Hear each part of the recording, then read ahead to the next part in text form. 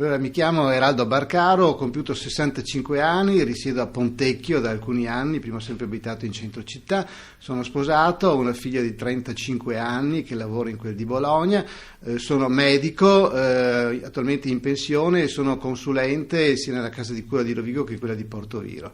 Ho lavorato molto a lungo con la Lega, ho circa 15 anni per poi esserne come frutto espulso, avendo messo il dito nella piaga di quello che stava succedendo all'interno di quel partito.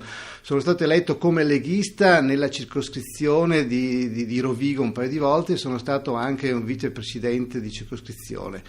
Mi candido per il partito, per il Movimento Veneto Stato, sono nella lista elettorale del Senato e sono in quarta posizione.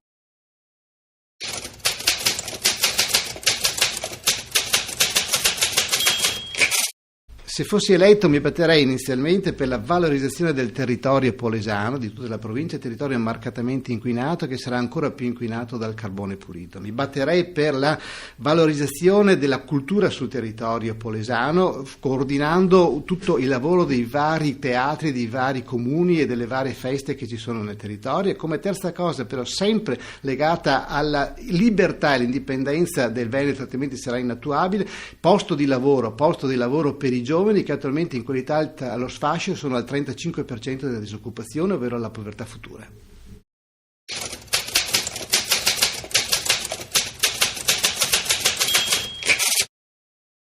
L'Italia non ha bisogno di 5 cose principali, ha bisogno soltanto di una cosa, un miracolo. Per come è messa in questo momento, un ammalato gravissimo in zona terminale ormai non ha bisogno di niente altro se non un miracolo. Il miracolo purtroppo sarà molto difficile che avvenga. Per questo noi portiamo avanti un discorso di libertà della nostra regione, di libertà del nostro Stato Veneto, perché è l'unico modo per salvarci. Qualsiasi cosa succede in Italia, il Veneto non ne trarrà nessun bene.